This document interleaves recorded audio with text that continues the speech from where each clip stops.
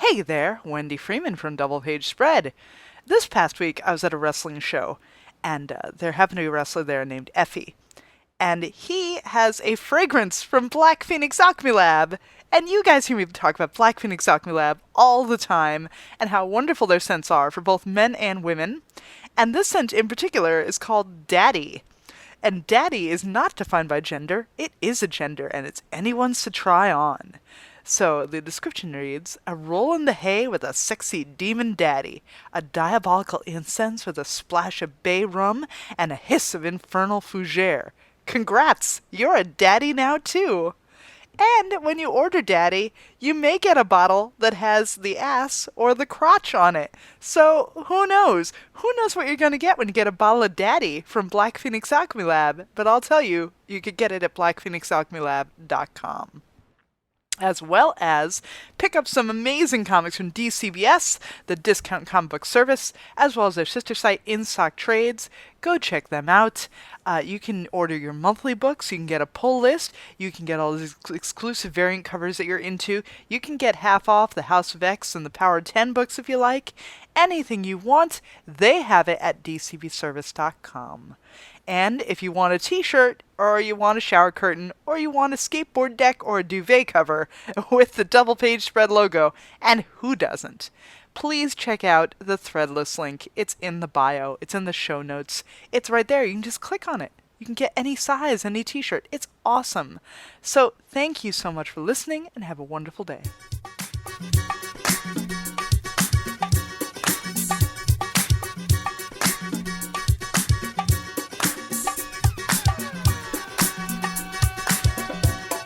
Welcome back to Double Page Spread. I am joined by one of my favorite people, somebody who I absolutely adore, Mr. Peter Krause. How are you doing? Well, Wendy, thank you so much. I'm doing fine, and that's a wonderful introduction. So, and the love goes right back to you. Yay. Well, you're a longtime partner of Mark Waid. You worked on Irredeemable for a while there. Right? Yes, the first 28 issues of that, correct. That's a good run, and you did Archie 1941 with him, which was really cool. Right? Yep, Yeah. yep.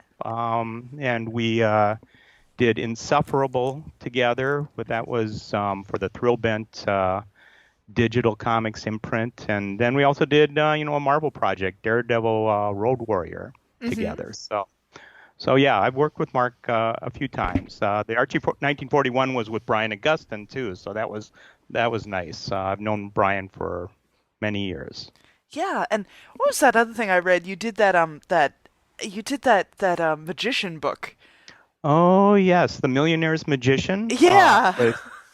For Steve Cohen, he's a rather well-known magician based in New York. And yeah, Keith Champagne wrote that.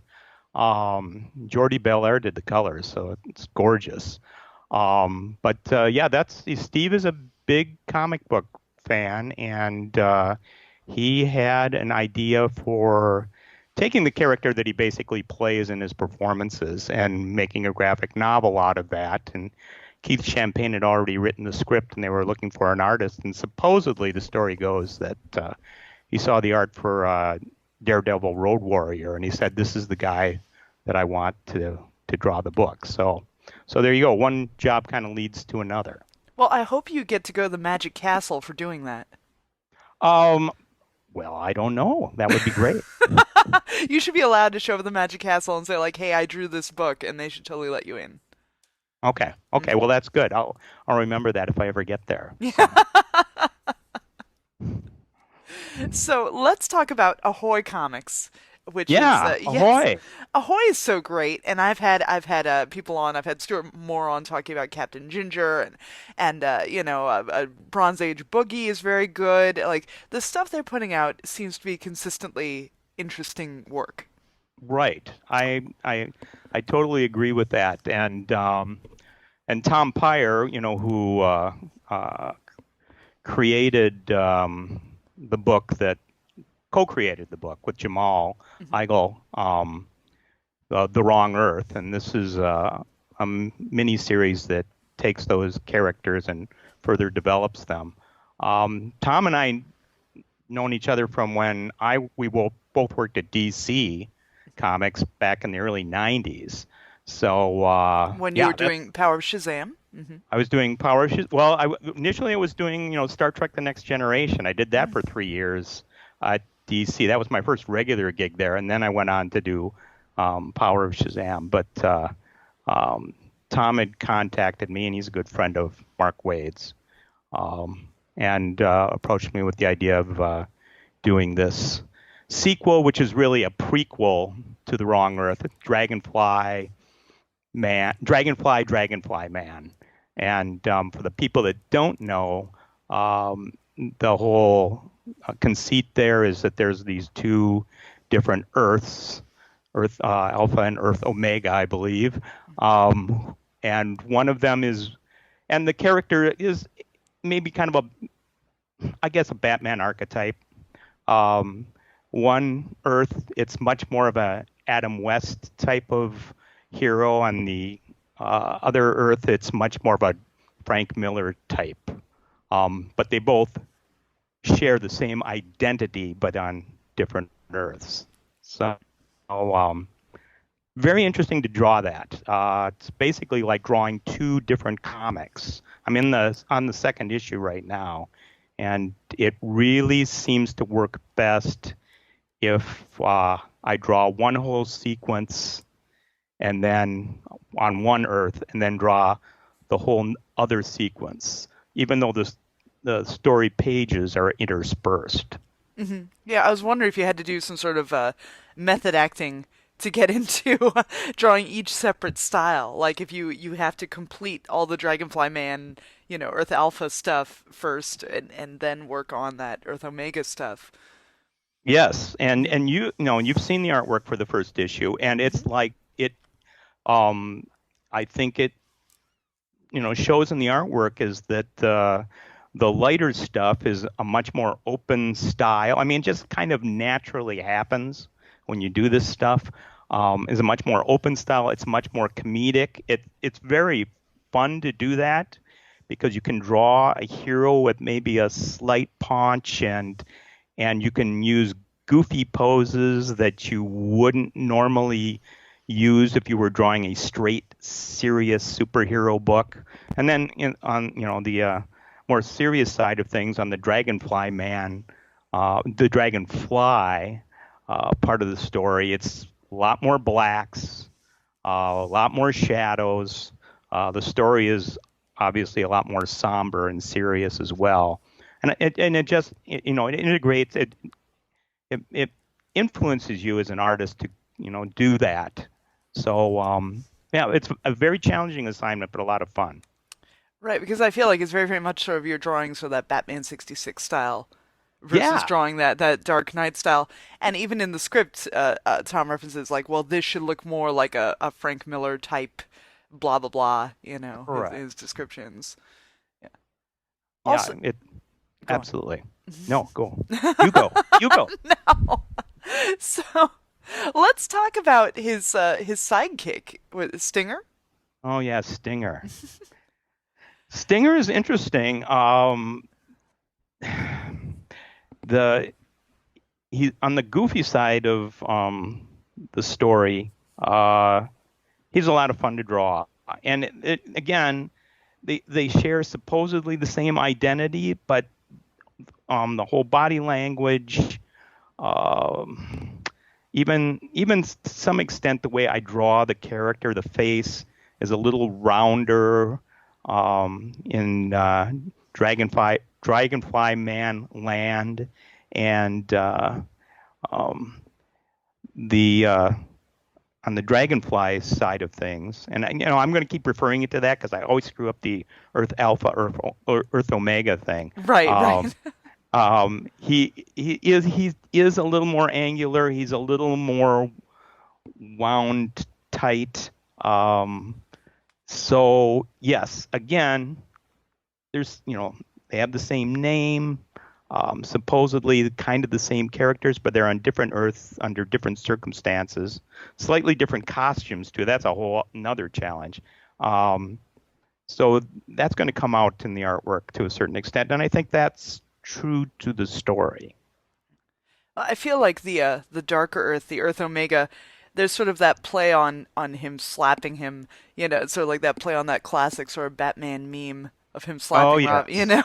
Oh yes. It's that sort of No. abuse of. Right. Right. Yeah. And that again, I'm working on the second issue of that, and it's a 5-issue miniseries. That gets a little uh, darker and more pronounced in the second issue.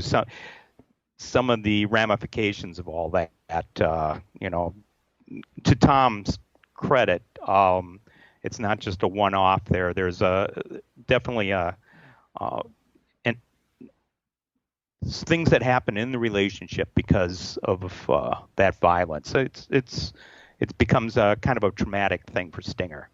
Well, yeah, and we've seen that before. That sort of like that impact of things on sidekicks in books like Rick Veitch's Rat Yep. Pack. Yeah, yeah. So it's interesting we don't really delve into that enough, I don't think.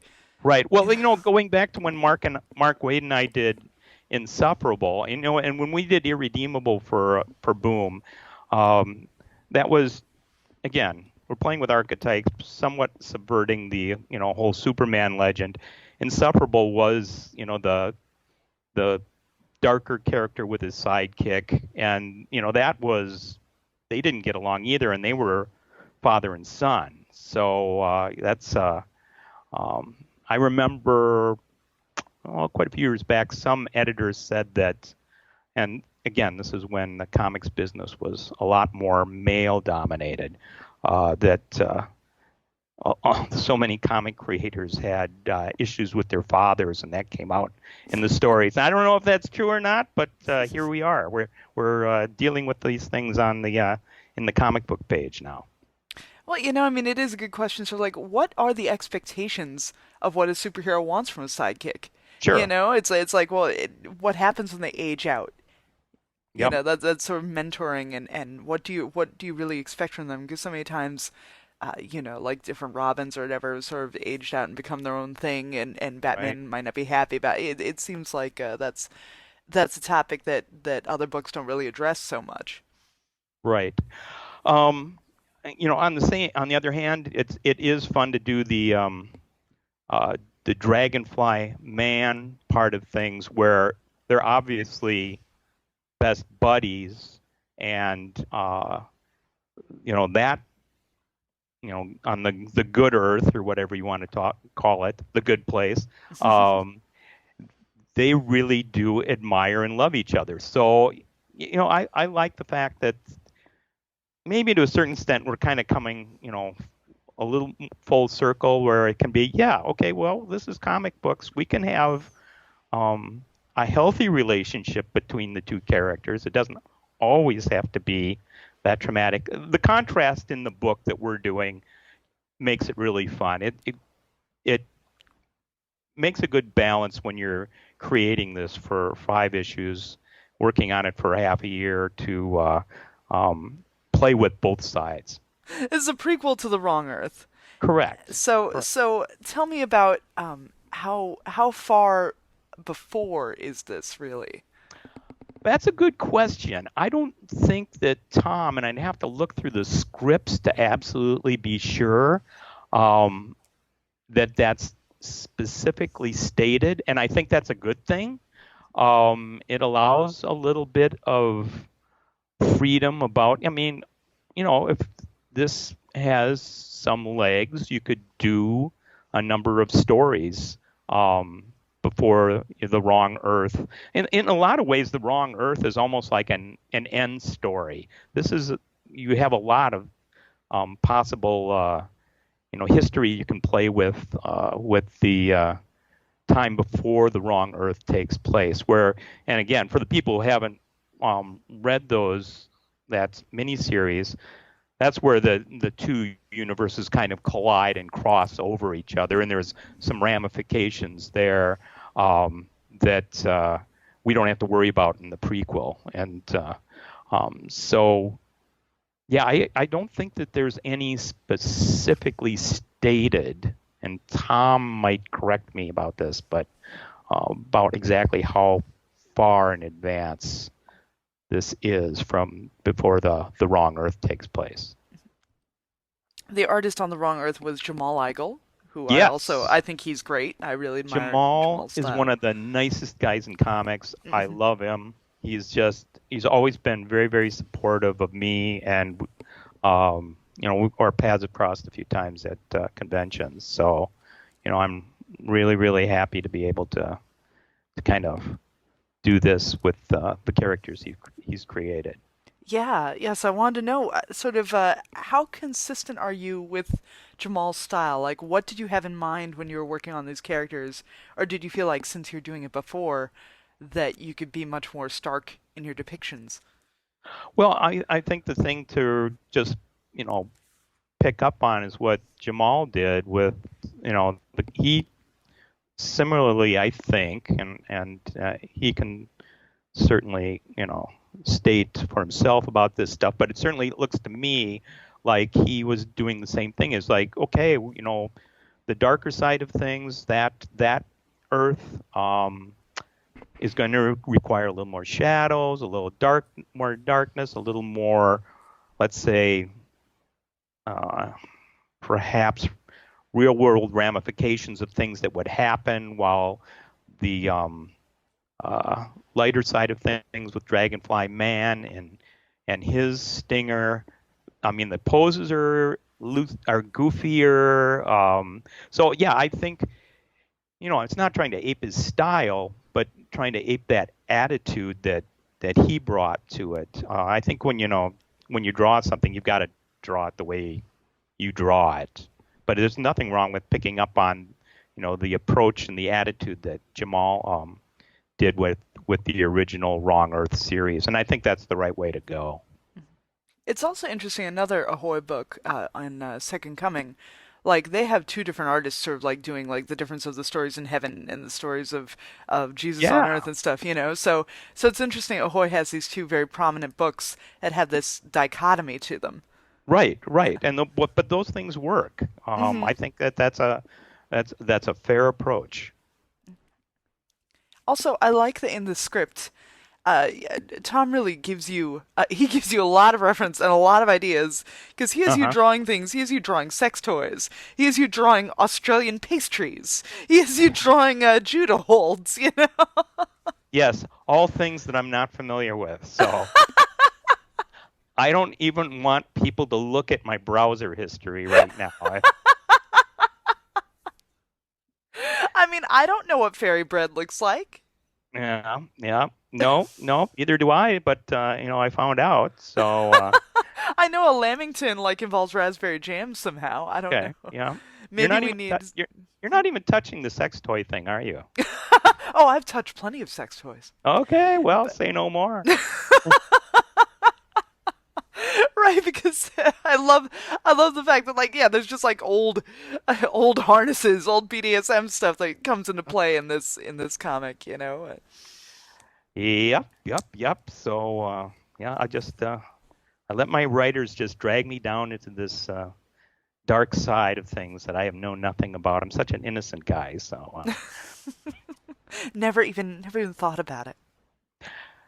okay, we'll stop right there. How about that? And I love like the notes about whichever judo move he is pulling on a kangaroo. Yeah, Like yeah. he's like, Well, well, here's you saw the script, so you know the reference that he gave me for that. So right. Like here's how Batman would judo hold a kangaroo, but that really wouldn't be the way that Dragonfly Man would do it. yeah, well, I mean, it's very, very helpful. I'm always indebted to my writers when they can um, give me what they're thinking of, and something especially like that they have a specific look or beat that they want or need. I mean, I'm very fortunate, and I guess I have enough history of doing this that most writers will give me a certain amount of freedom to interpret the script as see fit. But I think it's also an artist's responsibility to a certain extent to kind of read between the lines. And when a writer, you can kind of sense when a writer needs a specific thing that you do supply that to them. So I'm very, I like what Howard Chaykin said. He said, Job of the artist is to make the writer look good. Well, you especially did a good job, like, interpreting like crowd scenes and stuff, like interpreting Madison Square Garden or whatever. You did a good job establishing foreground and background and all that stuff. Yeah, and I didn't have the time, like, oh, I mean, you know, that, I mean, we'll tell people that there's a boxing scene in this, and there's a big page, or I mean, a splash page that shows the boxing scene, and I didn't have the time, nor I should say the talent, to do what Neil Adams did with, let's say, Superman, Muhammad Ali comic book way back in the day. But I thought, okay, if I'm going to do this, I am going to do a little bit of that. So I put people that, drew likenesses of certain people that I thought would work being at that boxing match. Not a whole lot. Again, I didn't have the time to, put tons and tons of likenesses, but I put a few of my favorites in the crowd scene, and that was fun. So let's talk about how you're working now. Yeah, You're predominantly you work digitally, right? and I love it. That's great. Now it's interesting to me.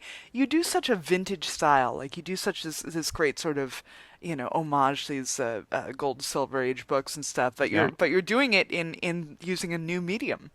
right, right. Well, I think you're influenced, by your past, and obviously it doesn't mean that you can't take on other influences as you go along. But I mean, when I was breaking into the business, and I broke in as a relatively older guy when I did start to get. I really didn't start making a living drawing comic books until I was in my early 30s. You do get influenced by the stuff in your past, and the things that people would say when I was breaking in is like, you draw a lot like Kurt Swan. And Kurt is, I'm a Minnesota guy, and Kurt was a Minnesota guy. And for people who don't know, Kurt was the long time Superman artist for DC. He's drew the Superman books that I grew up with.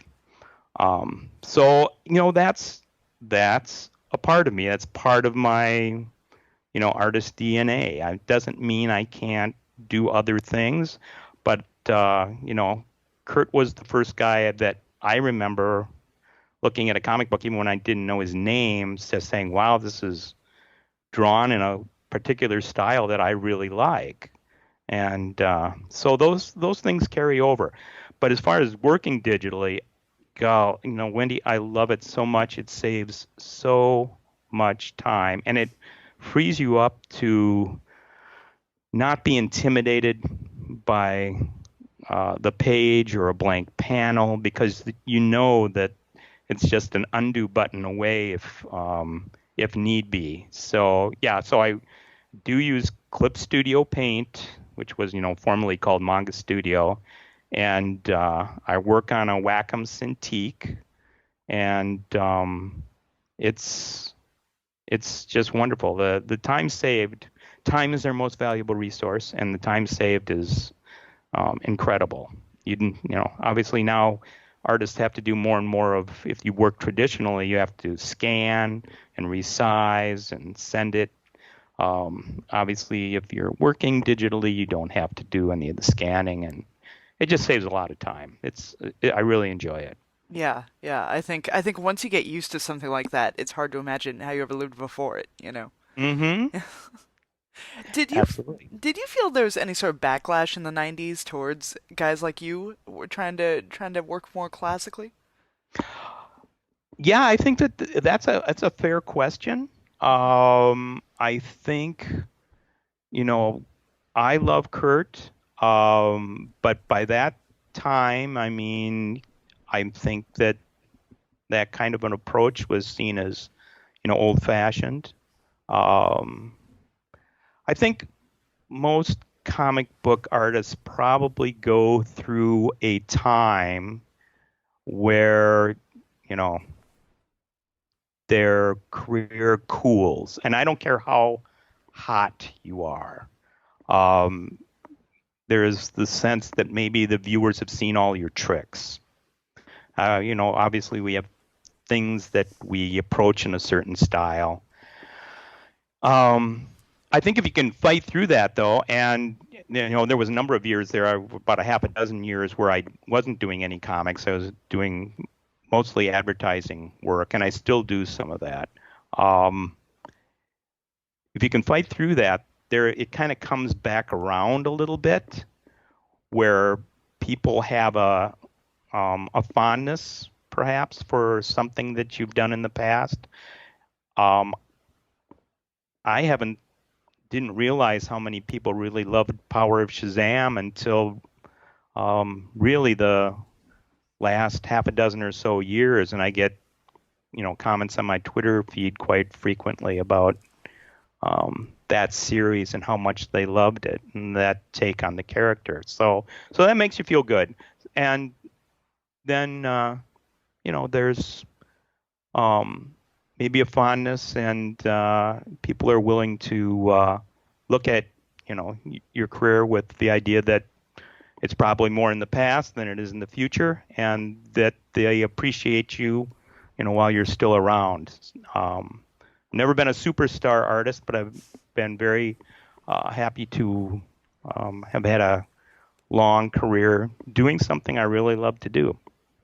Well, I think that the things like Power Shazam are more likely to be remembered fondly now because they weren't gimmicks, Like people are more likely to go back and rediscover that and see that it is just as solid today. There's nothing dated about it. Right. Well, Jerry Ordway, who wrote the comic book series, and he did the graphic novel that was kind of the launching pad for the regular series. Jerry was very respectful to what had gone on before. Interestingly, you find that there were, some Shazam fans at the time that, or Captain Marvel, if you want to use the original title for the character, who were big C.C. Beck fans and weren't going to accept anything but that. But Jerry was, again, very respectful of what had gone on before, wanted to keep the flavor of that, even as we were putting a slightly different spin on it.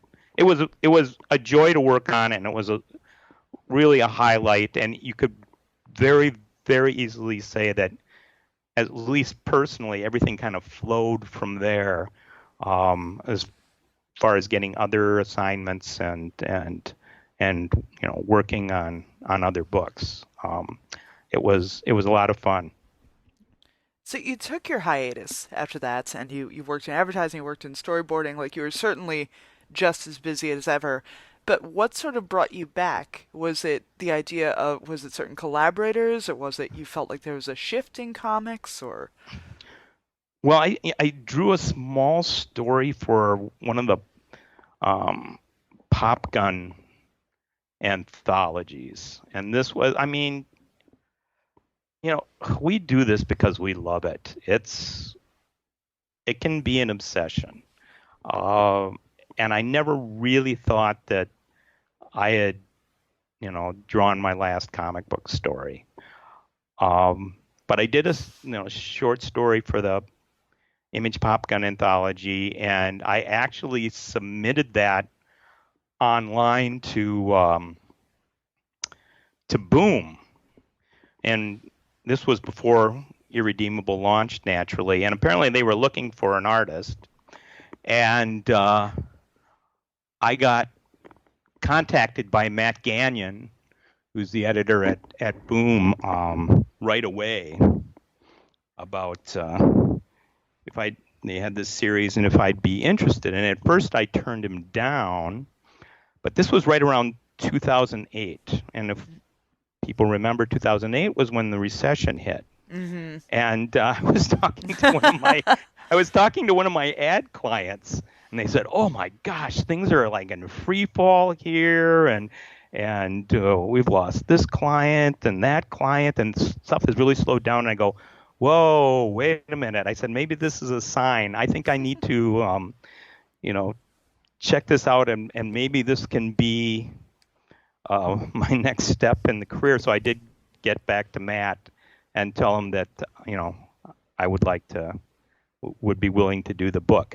It's again, it's a weird balancing act working on, these two different careers, I guess, two different parts of applied arts. But I've been able to balance it. And when the advertising wasn't as busy, I've been able to do comics. When the comics wasn't as busy, I've been able to do the advertising. So there you go. It's somehow it's worked out. And, doing Irredeemable kind of got me going. It was great working with Mark Waid, and then we did Insufferable right after that. So, yeah, again, I hear from a lot of people here, years after Irredeemable is finished about how much they loved that series. And that's, it's gratifying. Well, I mean, it was a consistent series. Like, it was consistently good. Like it's another one you can just go back and reread anytime. Right. Yeah. I think you're absolutely right. So. And so, what is the TV deal situation? Isn't there like a Netflix deal for those, or? Well, I am not privy to all the ins and outs of what goes on there. My understanding, and again, this is only, it did get optioned a number of years ago. I think it got optioned initially to Fox. I'm pretty sure that option has run out, and they haven't told me, but Mark and I do have equity in the, even though we don't own it, Boom owns it, we have equity in the series, and the quarterly check we got the quarter before last would seem to indicate to me that it got optioned again. So I guess somebody must be developing it. I don't know. If you probably know as much as I do. If it's being developed for Netflix, my middle son would be ecstatic because he has always said, he goes, no, they shouldn't make a movie of Irredeemable. It should be a series. And I go, that would make sense. But yeah, I guess we'll see. Somebody must be doing something with it. I'm not sure where it is. I don't know where. So do you know? Do you know if it's being developed at Netflix? I mean, I remember I could swear I read that it was optioned for Netflix like a while back, but I mean, that was a while ago. All right. Well, that's good. I'd be very happy if that came to fruition. Let's put it that way. I mean, the most recent thing that I watched and enjoyed was The Boys. I thought that was a great adaptation. Yeah, I have to watch that. I mean, I love Derek, and yeah, it looks really, really cool. So yeah, they changed it just enough. Okay. Like it's not quite as bitter and like shocking and mean spirited as the comic was. They changed it just enough where I really enjoyed it. I think it was a good introduction to that stuff. So I liked that, and of course everybody raves about like Doom Patrol. I haven't gotten to watch a lot of that, but I don't command control of the TVs in our household. So it's one of these days I'll just have to wrestle the remote controls away from people here and make sure that I can watch that. Yeah. Well, I think you need the DC app, although I don't know what's going on with that with Warner Brothers either, And this past weekend was the D23 convention. Okay. The big Disney convention. So, of course, they announced like all the new Marvel shows. Like they announced they're finally doing Moon Knight and She-Hulk and Ms. Marvel. I saw that. Yeah, I'm going to... Disney's going to rule the world, it looks like. So yeah, that's exciting for fans of all those characters. It blows my mind as a guy of a certain age. I mean, hey, I watched the original Batman TV series as a young boy. So, and that was must-see TV every week for me. But if you had told me then, as a young comic book fan, that we would have all these movies and all these TV shows of all these comic books that I would grow to love, I would have said you are crazy. But it's wonderful for the fans. I mean, I I'm as much a fan as anybody else, and like the Daredevil Netflix series, I loved it, and to be able to see all these Marvel movies and things, yeah, it's like, wow, this is incredible. Yeah, well, I mean, I say it all the time. The market is so glutted. Like, Cloak and Dagger are two of my favorite characters ever, and I still don't Yeah, watch that show. Like, I still don't get around to watching it just because it slips my mind, you know? it's you're right. It's like Phil Hester, tweeted about the comic book business itself. Let's not say TVs and movies. And Phil is as devoted a comic book fan as anybody, Mm-hmm. and he says he can't keep track of everything that's happening in the comic book world. Mm-hmm.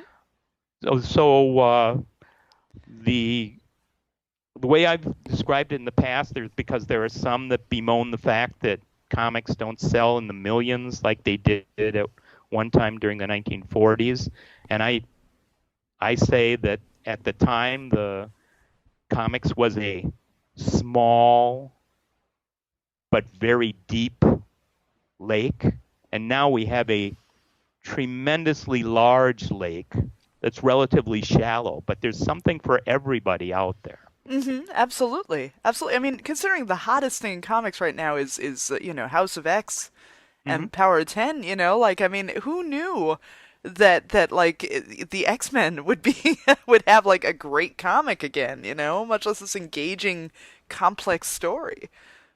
Yeah, well, it's a I haven't read it, so it's a relaunch, really, isn't it? Of Mm-hmm. the Yeah, Mm-hmm. well, I think there's a tremendous interest in those characters, and if you can give people a starting point over where they maybe don't have to parse every storyline, that's very appealing. I the those characters have a very strong appeal to people. And for a number of reasons. So yeah, I think that's great that we have very great fun X-Men books. As a fan when I was growing up, X-Men was a book that I checked in every once in a while to see what was going on, but it was very hard to keep up with all the permutations. Well, I mean, it's just interesting to think about. I mean, we reboot things all the time, like New 52 or all these number ones, all these reboots.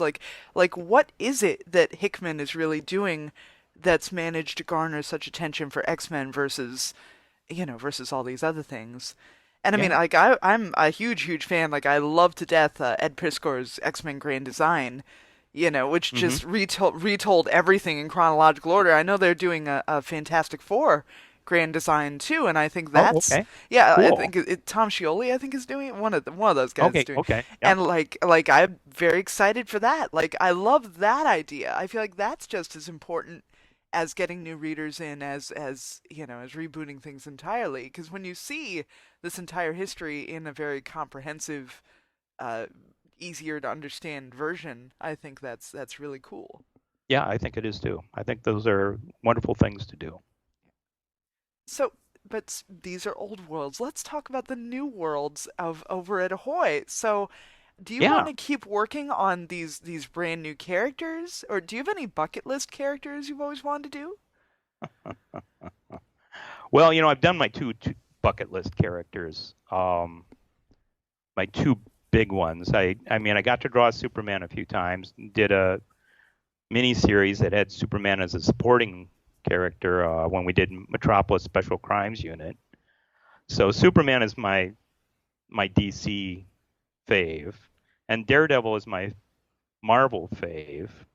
So got to draw Daredevil a couple of times. So that's wonderful. I would love to do a Hellboy story. Mm-hmm. Uh, Mm-hmm. whether that ever comes to pass, I think you you should know, totally get to do like a Lobster Johnson story. well, that would be cool. That would be cool. I think the other thing, as a a creator of, at my point in my career is, and it's kind of maybe it's kind of goofy, but it's like, okay, how many different publishers can I work for? And I've never done anything for Dark Horse, so that would be something that, yeah, I would love to do that, and that would be right up my alley. Mm-hmm. I think stylistically, Lobster Johnson story, that would be, it's kind of that pulpy, um, classic in the past type of story, that noir that I love. I love to do that. Yeah, as far as other projects, I do have a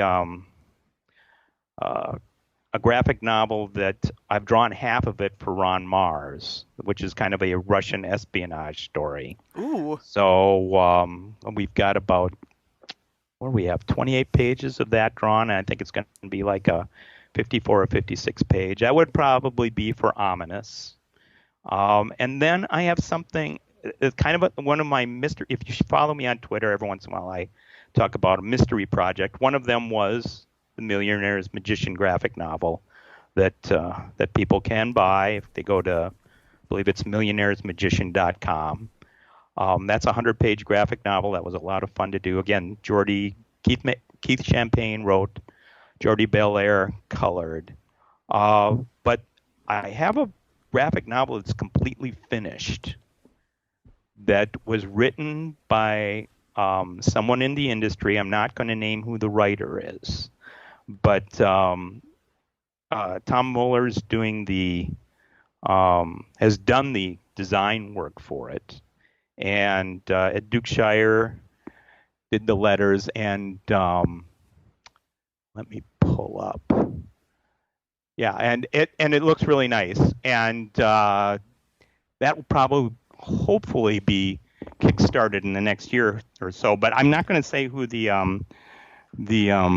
writer is, because he is somebody that works in the comic book business, but very good friend of mine. Oh, what's it about? Oh, yeah, I should talk about that. Don't just give me this mystery about this mystery writer. Tell me. All right.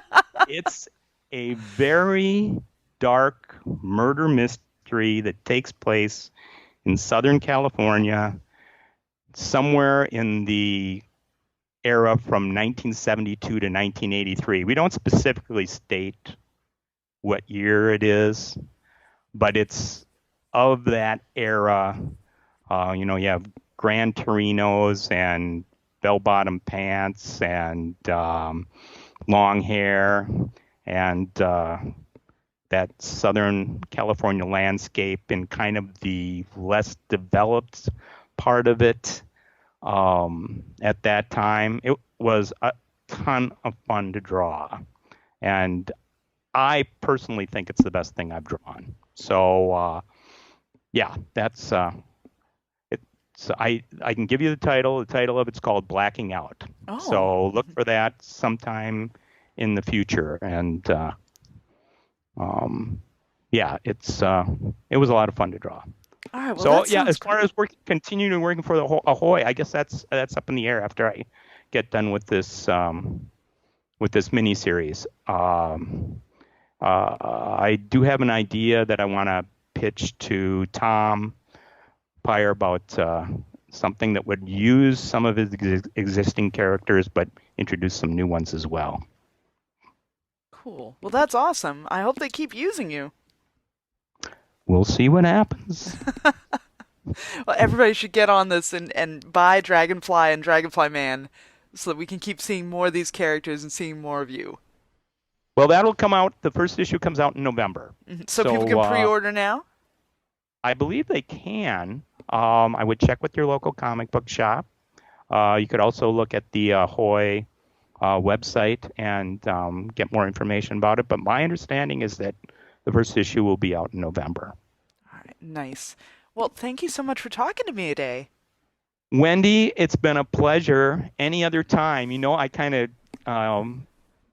chided you about having a lot of writers on and not enough artists. And I was here today to just say that artists can write, can maybe not write, but they can talk and communicate as well. So we have a lot to say. I know you do, and you particularly. You're great.